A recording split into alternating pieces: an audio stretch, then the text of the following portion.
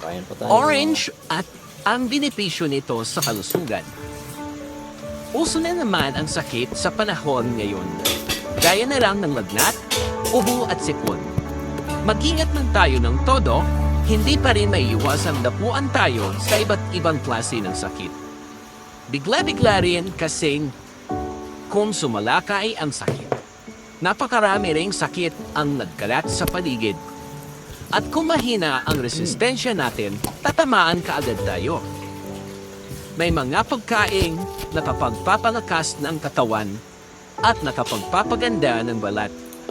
At isa sa prutas o pagkaing matatawag na sweetest medicine at pinaka-healthy na pagkain ay ang orange. Narito ang ilan sa benepisyo ng orange. Nakapagpapalakas ng immune system. Number 1. Isa sa benepisyo ng orange ay nakapagpapalakas ito ng immune system. Kaya sa mga panahong mahina ang resistensya, isa sa kainin o pahiligan ang orange. Pwede rin itong gawing juice. Mataas ang taglay na vitamin C ng orange na nakakatulong upang mapalakas ang ating immune system. Ang vitamin C ang nagpoprotekta sa cells upang hindi ito madamage ng free radicals.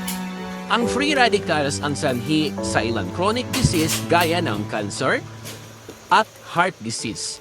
Pinalalakas din ng orange ang katawan upang malabanan ang everyday viruses at infections gaya ng sipon.